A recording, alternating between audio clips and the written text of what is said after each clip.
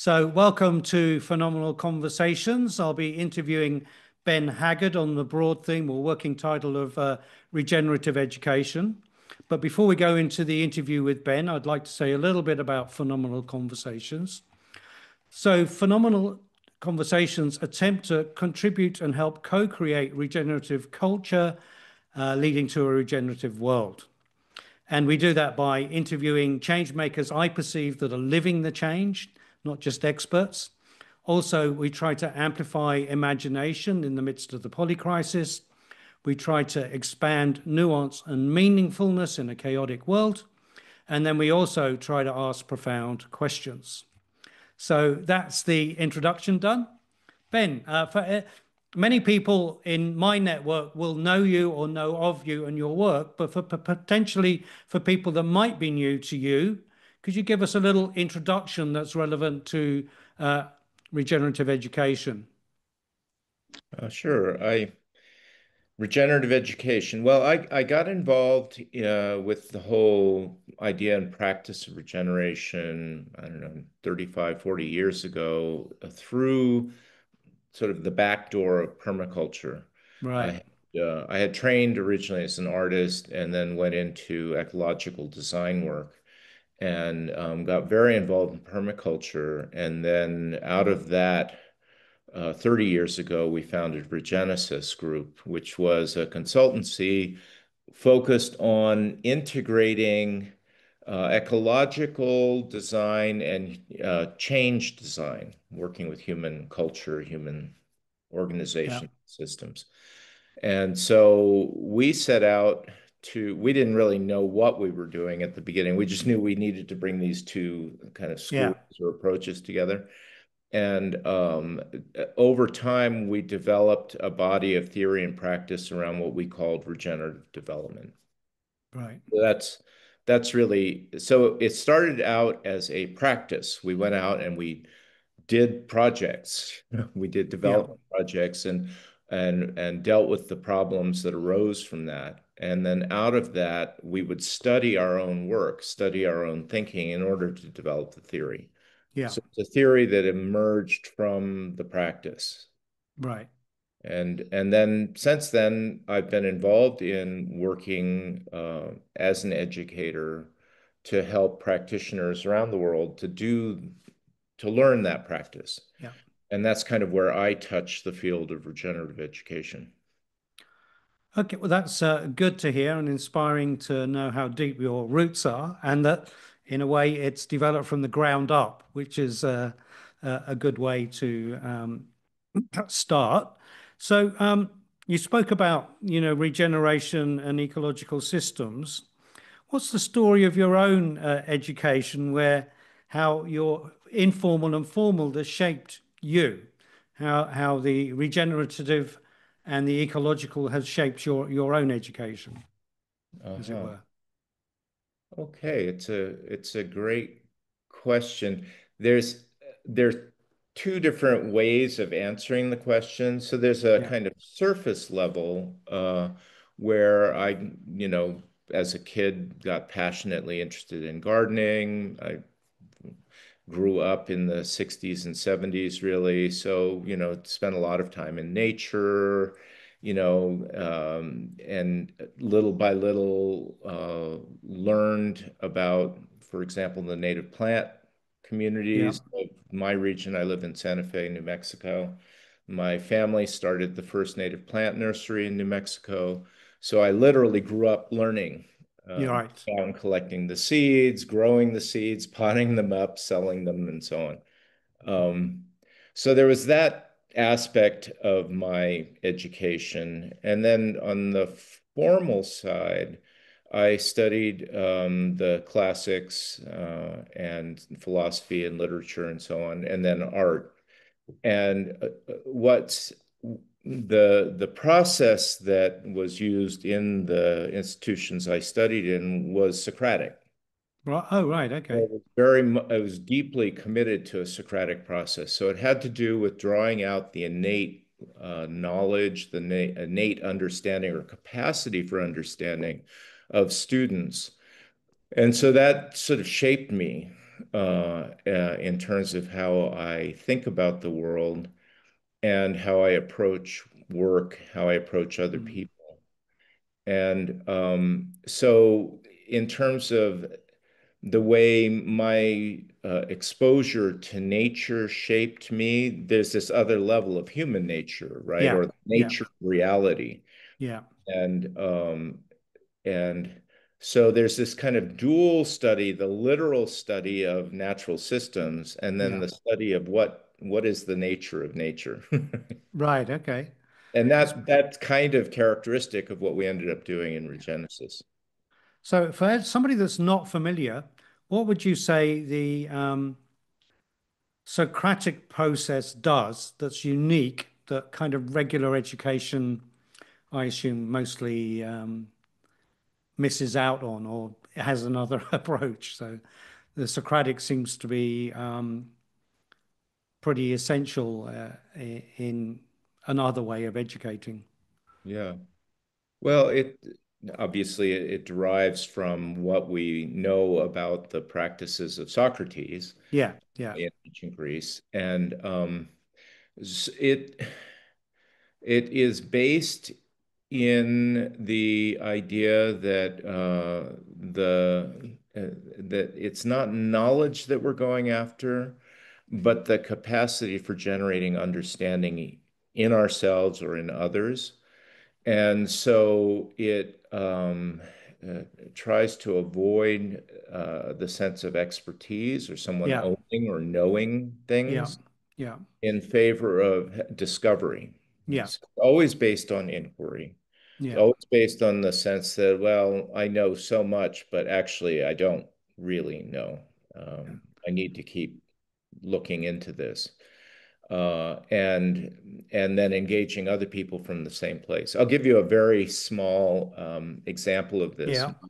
Godchild recently asked if I would give them lessons in drawing, Mm. and uh, and so I said sure, and they came over and said, "Well, I don't know how to draw. I'm not able to do this." I said, "Don't Yeah. worry. I'm not going to teach you drawing. I'm going to teach you how to see." Yeah. And their eyes opened up and said, "Well, I can do that." And it's true, right? That this is an innate capacity. I said, the drawings, those are byproducts. What we're really doing is working on seeing. Yeah. And I can't import into them their seeing. No, no. All I can do is engage them with it, Yeah. connect them to it, and help them, work with it. Yeah. Yeah. So it's the same kind of thing, I think, in any kind of Socratic approach, that what we're trying to do is not import our understanding, but to draw forth someone else's. Yeah. And in the Greek sense of the word, that's true education, educare. Yeah, educare. Yeah. Well, So, and so let's build on that because you could say that traditional education or even traditional education that's educating about regeneration will have one flavor, teaching a particular bodies of knowledge or methodologies or schools, but teaching from regenerative, being a regenerative educator. I'm wondering if you could distinguish, or for the audience, about the kind of lived dimension of being a regenerative educator, which obviously involves some Socratic methodology that you've mentioned, but the distinction between talking about and like talking from, or from the source, as it were, of regenerative education. mhm.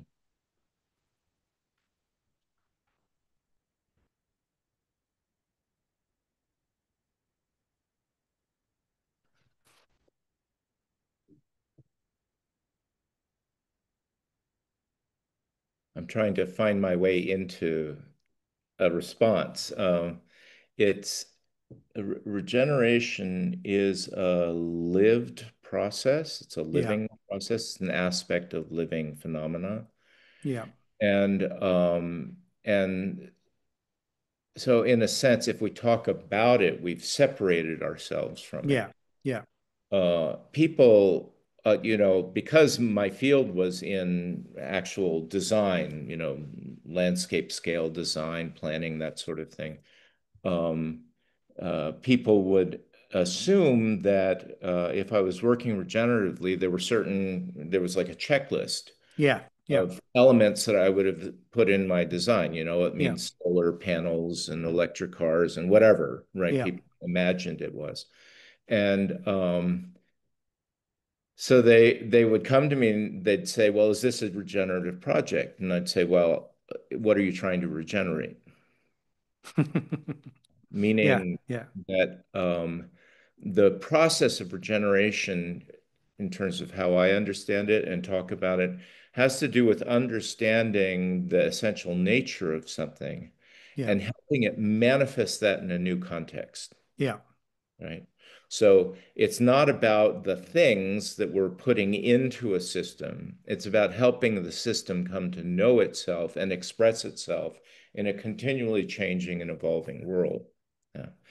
And so the system might be, my godchild, Yeah. my Yeah. family or my town or this watershed or, this little interview that we're doing. Yeah. So the process is one of discovering what is the essential core of what we're working on together Yeah. and discovering a way that it can manifest itself in a way that contributes to what's emerging in the world now. It's very phenomenological. Yeah. I did my master's. I did a phenomenological study because I thought it was the only uh, methodology or way that actually stayed truer to lived experience than all the other things that were available. So if we just build on that notion of essence uh, and um, and the essence of place, how do you think place can play a role in regenerative education for students that maybe don't live, are kind of not native to the place they go to study, for example, or in higher education, there's a very diverse group of students that don't live full time often in the place they're studying. So, how can place play a role in regenerative higher education Mhm. and amplifying essence, as you were Yeah. alluding to there?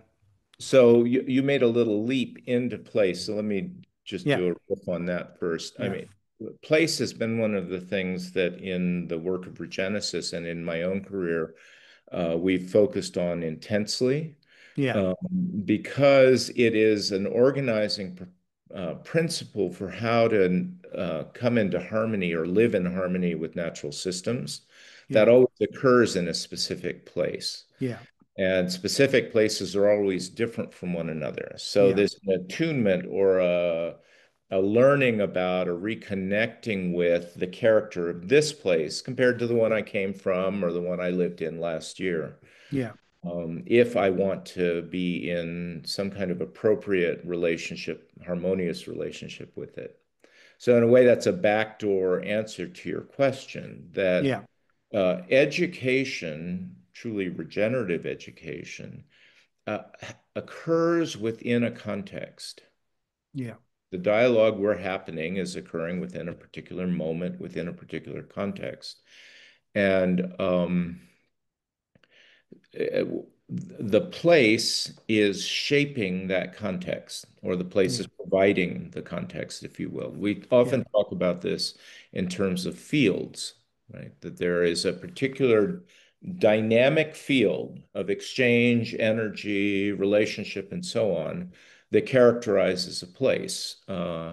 And those fields can be mapped, if you will. They can be mapped literally in terms of, the soils and the ecological expression, the history, the culture, and so on of a place.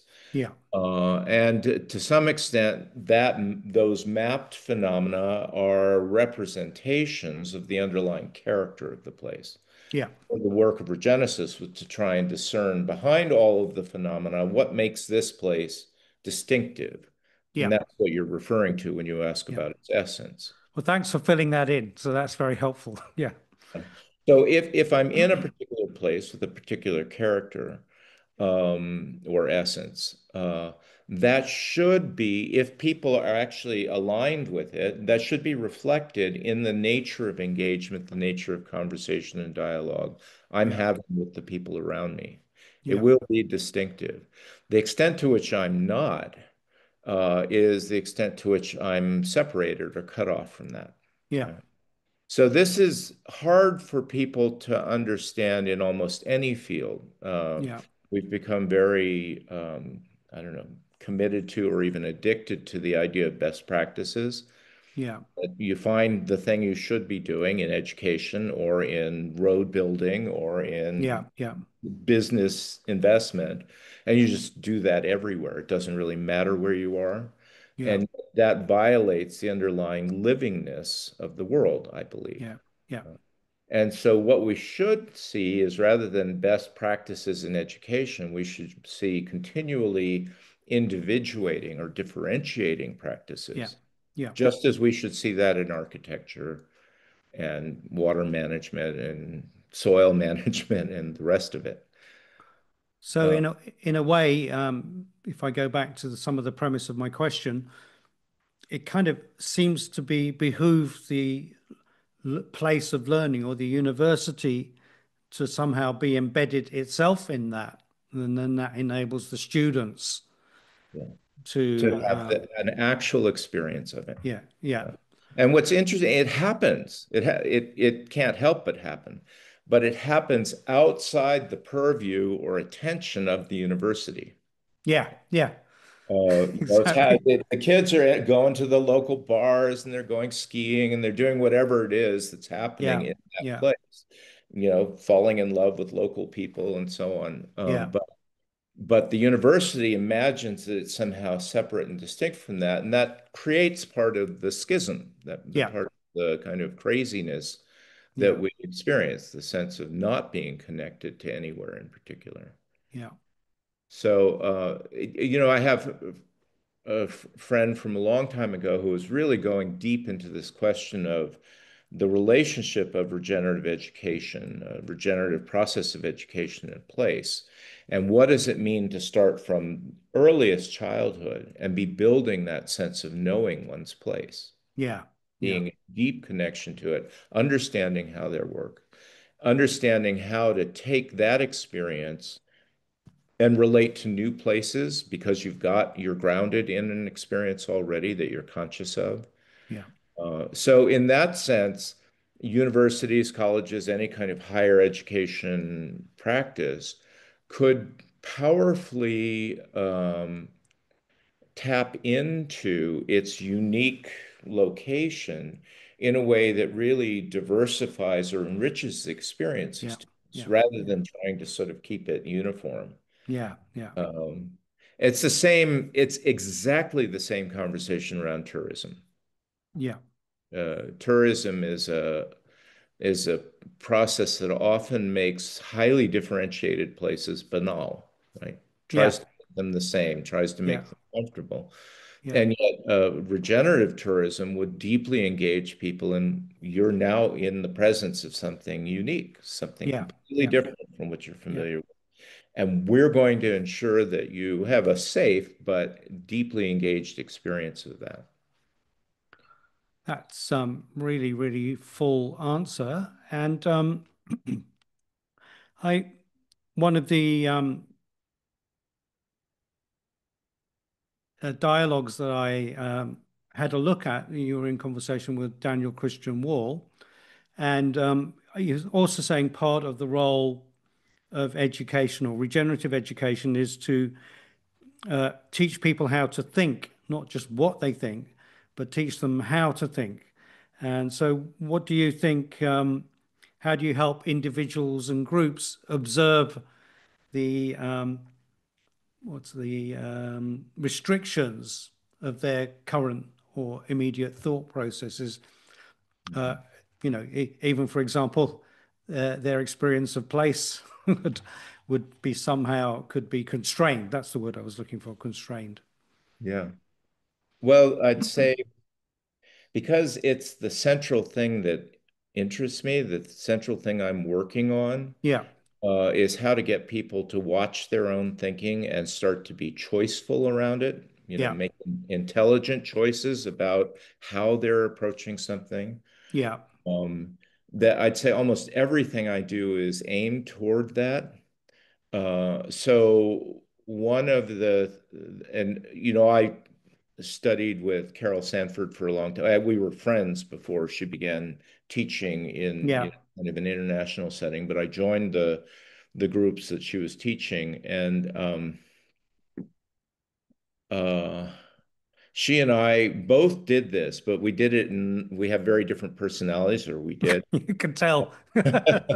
And so we would find very different ways of doing it. Yeah. Yeah.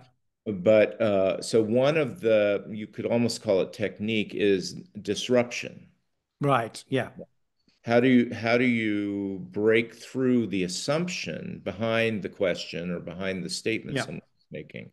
Yeah. And so she would do it with, like a sword, and I tend to do it with a little bit of whimsy. Right? Yeah. Yeah. Like, oh, does that mean that such and such is also such and such? Yeah. Yeah. Yeah. Well, Yeah. no, no, no, no. Well, why not? Um, in other words, sort of just make apparent the fact that what people are saying is based on a whole set of unexamined assumptions. Yeah. Uh, so that's one of the ways that you begin to get people interested in their own thinking. Yeah. Another way that we teach, more literally teach, is to look at the structure of thinking, which we do Yes. through frameworks, as you know. Yeah. And frameworks are a useful way of being able to first assess what you're thinking about. Is it whole? Right. The frame, we call them living systems frameworks. They're often have a kind of geometrical pattern Yeah. that allow you to look at the dimensionality of thinking.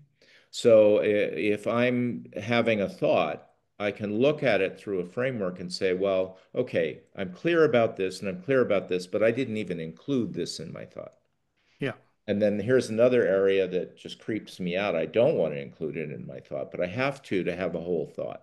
Yeah. I hope this is communicating clearly. Yeah. And so that's for me what frameworks do. They allow me to immediately see what I'm missing, where are my blind spots, Yeah. and then from that to generate a deeper, a more profound, a more holistic thought, Yeah.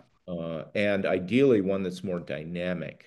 Because another thing that's very characteristic of a culture that has arisen out of the mechanistic paradigm is that our thoughts tend to be very mechanistic, very Yeah. Yeah. fragmented, and sort of linear.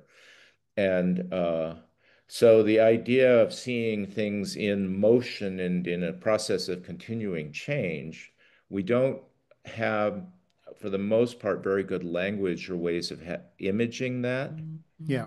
And so part of the framework thinking is to encourage people to notice when I'm making something static and fixed Yes. Yeah. and Yeah. thing-like rather than dynamic and evolving. Yeah.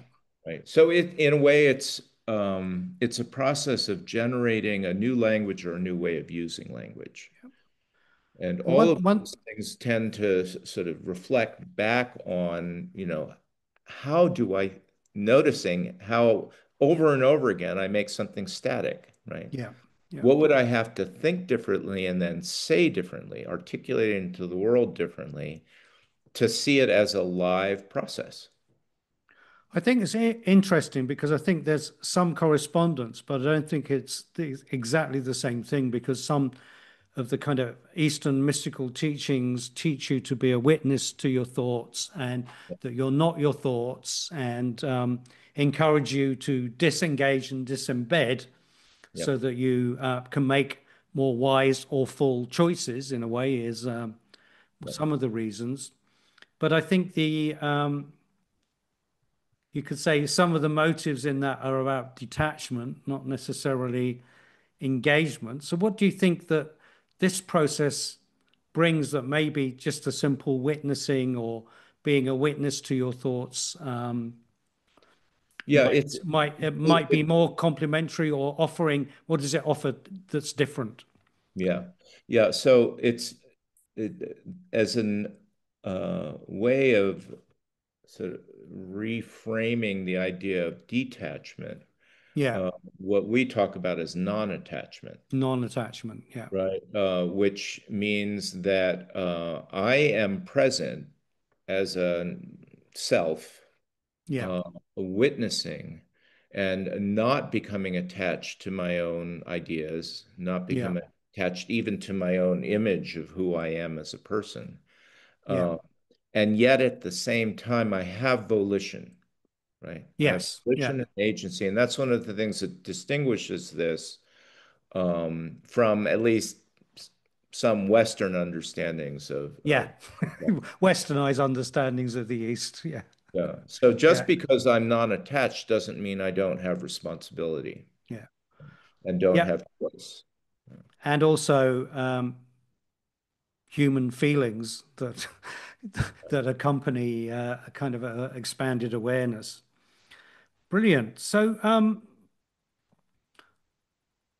wondering if you can recall a moment in your own development in a group or a project where this sort of learning tipped into something irreversible, that kind of a momentum picked up, and what conditions helped that emerge and get momentum.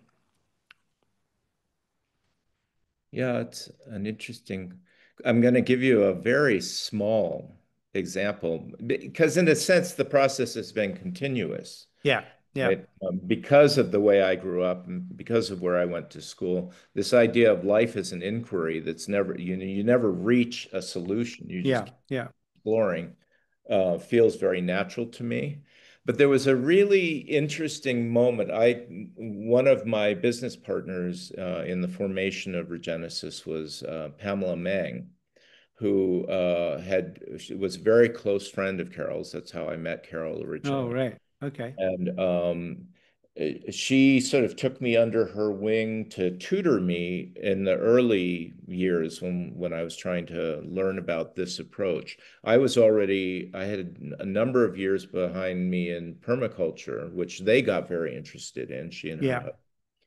And so there was this constant exchange around, okay, this is what the living systems perspective is from a permaculture perspective. And well, this is what it is from an organizational development perspective. So at the time, I was very involved in one of the permaculture institutes here in the Americas. And I said, I keep running into a kind of glass ceiling in my own Mm, work and with my colleagues yeah. where we'll come up with very sophisticated understandings of a local landscape, really appropriate ways to intervene, appropriate ways to build, and so on. But then the projects never get built, or they get built and then abandoned. People don't really understand them. And she said something really kind of out of left field, but it had this kind of shocking effect that you're describing.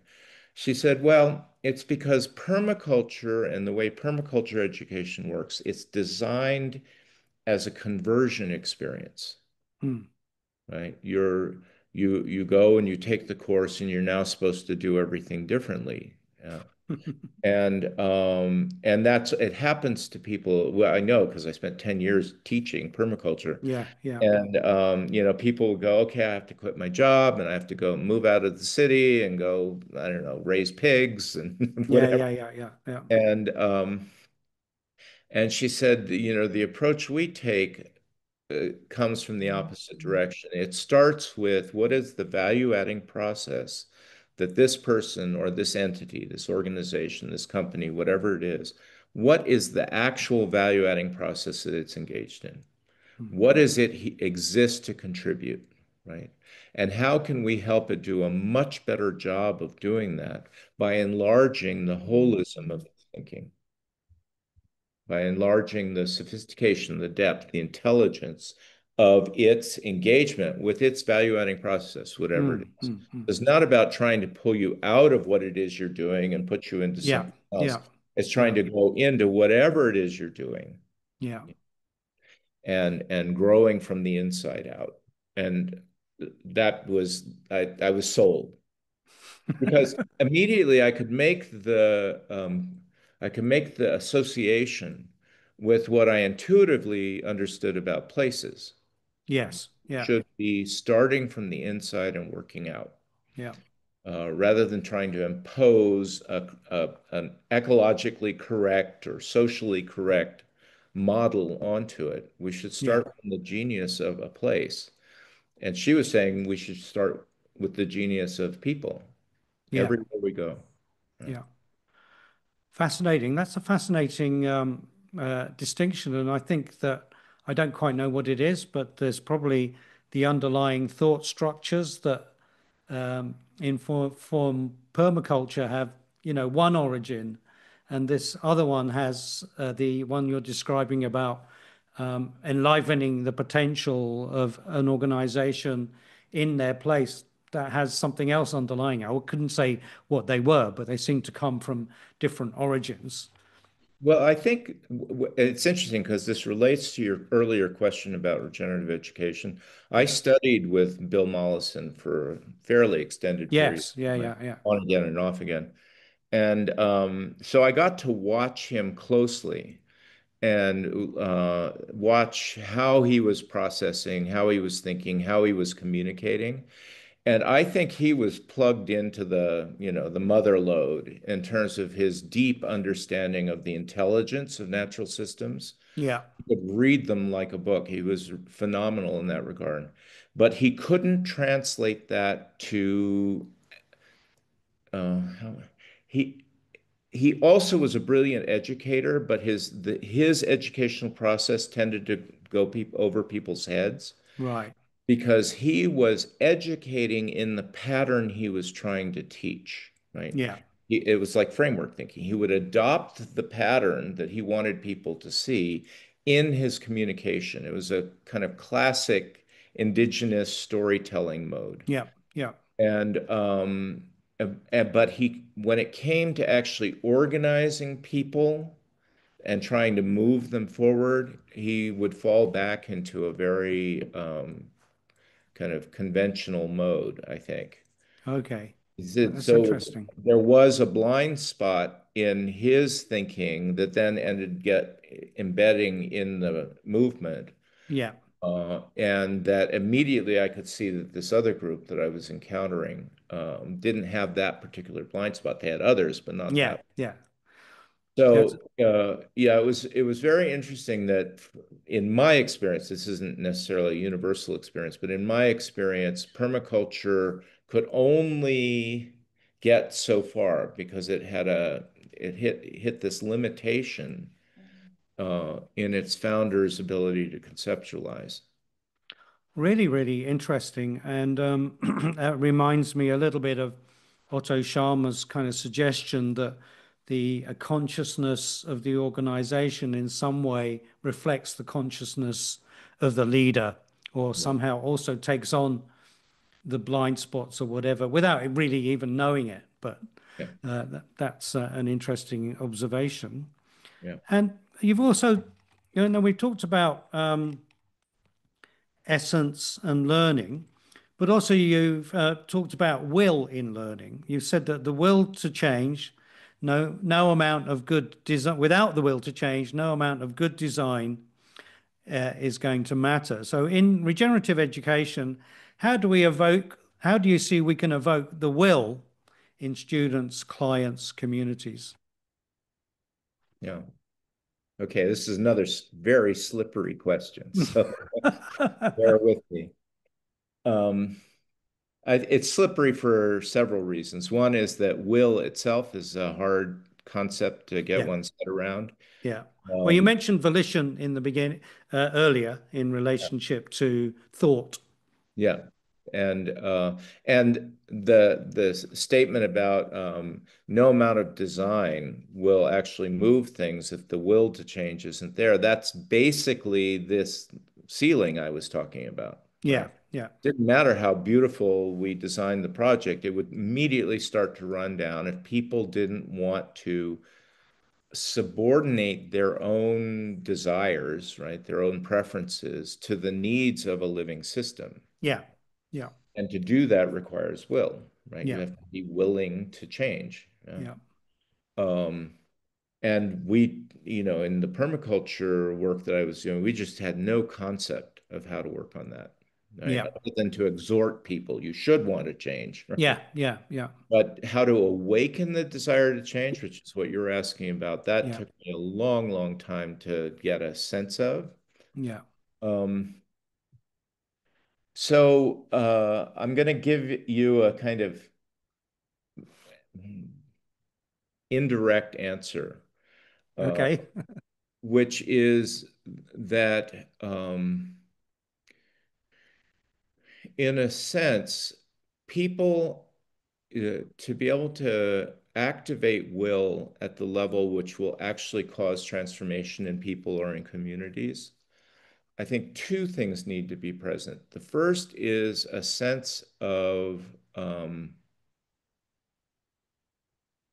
I'm going to say this technically and then unpack it, a sense of the innate potential in a situation or in a system that wants to be awakened and manifested, right? Yeah. When people tap into the potential that is not yet manifested, but that wants to be manifested, there's a surge of excitement and energy, right?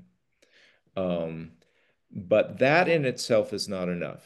Yeah. We know that because an awful lot of new agey kind of stuff is about getting people excited, Yeah. motivational speakers and so on. But nothing really changes from that. So there are two more steps in the way I think about this. You have to see the potential, then you have to understand what the difference would be if that potential were manifest. You have to actually see it working in the world, in your own life or household or in the world at large. And then the third thing is you have to see what is preventing it from happening. Right. And the thing that actually awakens the will to commit over time is the recognition of what is preventing it, what's Right. um, so that it's like a psychological observation. Carol always said this, that the restraint is the source of will. Right. Okay. Patting people on the heads and encouraging them does not build will. It's Yeah. actually getting them to face what's restraining them internally and externally that allows them to say, okay, I'm going to commit to this. I'm going to do the Nelson Mandela thing and change society. I'm going to Yeah. take on my watershed and really care about it. That sounds like the premise of Carol's book. I haven't read it, but her last book, No More Gold Stars, the Mhm. kind of encouragement and that sort of feedback doesn't change the conditions necessarily. Yeah, in a sense, what she's talking about in that book is there's will and then there's will, right? You can sort Right. of Okay. you can move up a kind of ladder of discernment Yeah. to a place where um, like I said, the whole concept of will is a bit slippery because there's the will that we're accustomed to in the West, at least, of imposing my will, Yeah. Yeah. being willful. Yeah. And you need that sometimes, getting up in the morning when you don't want to get up, you need a little bit of will. Yeah. But the more potent will is the will of being willing, Yes. of being able to surrender my ego, surrender my preferences to something larger that I could serve with my Yeah. life.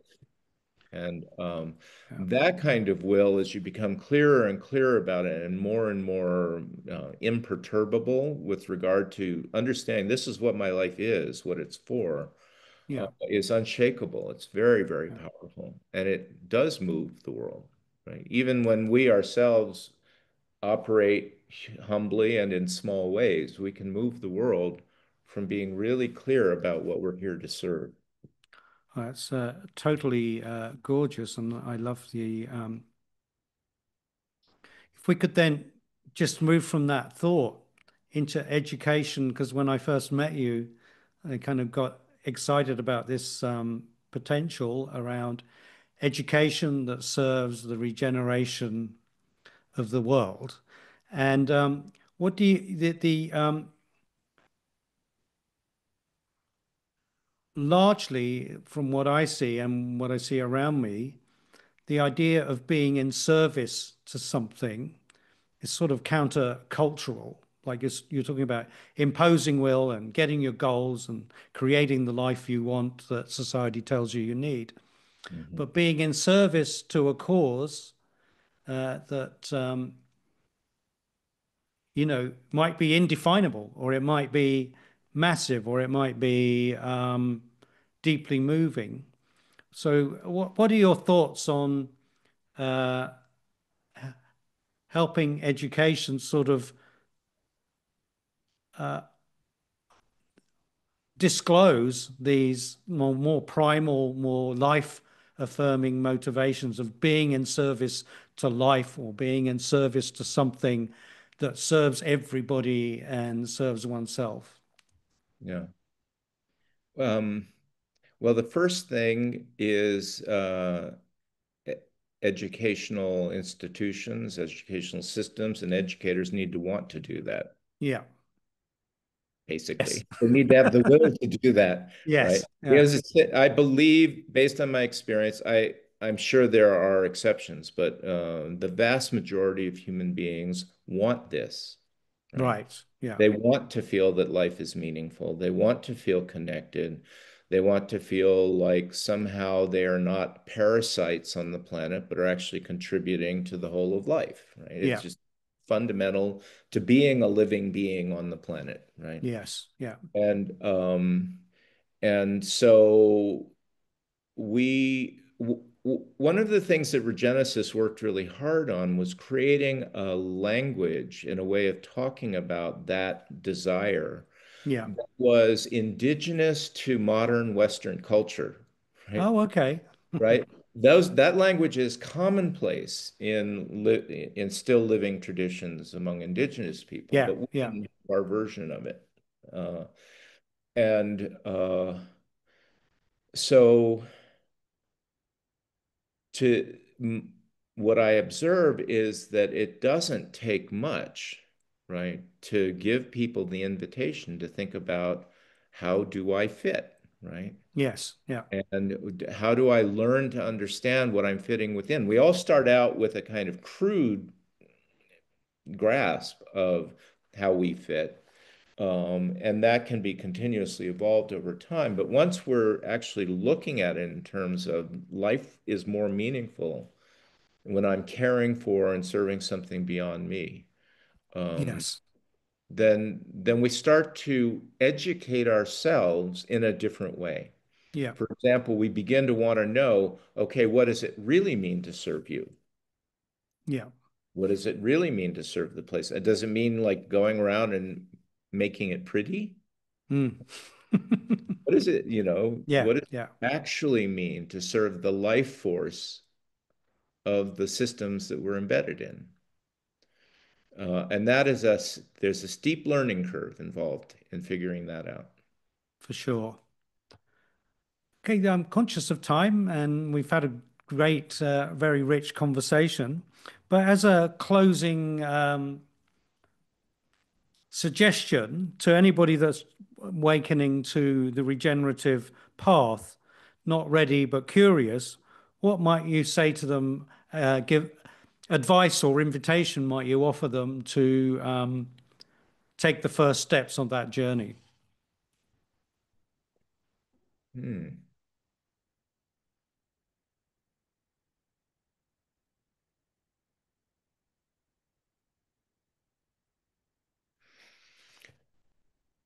Wow, it's so much not the kind of thing I do. Um, Goes against the Socratic method. yeah, in a way, typically what I'll do is I'll engage with someone around something specific. Right. Right. So if I'm speaking to an audience, they're almost always there because there's something they're interested in that brought Yeah. them together as an audience. And So I'll look at, um, let's say it's urban planning or something. I'll look Yeah. at what are the innate contradictions. What are the Yeah. sources of frustration that people are up against? Yeah. And how are they sort of trapped in trying to address these frustrations in a mechanistic way? Well, if we could just put in place more infrastructure, or if we could put in place more laws and zoning, or if we could do this, Yeah. that, or the other thing, and try and open up to them a space where the conflict dissolves into a kind of larger, more holistic, alive idea, right? Yeah. That that immediately invites people into space of excitement and curiosity Right. that you can then invite people to pursue. You Yes. know? And it's the same when I'm talking with someone one-on-one. Can I understand what is the source of their interest? Yeah. Why are you attracted to this? What's going on that you're Yeah. seeing the way you've been doing things is no longer satisfying? Um, and so I'm telling you that so that hopefully your listeners are thinking, well, why am I interested in Yeah. this? Yeah. What Yeah. is going on? What would be the next step Yeah. in learning about it? Um, Well, thanks so much, Ben. We've got anybody tuning in and listening or watching this podcast will benefit enormously from so much wisdom and such variety and depth of experience. So thanks so much. I'm going to return the recording off. Any last words before we finish? no, thank you for inviting me, Dave. Yeah, I'm delighted. great. Okay, I'm just ending now.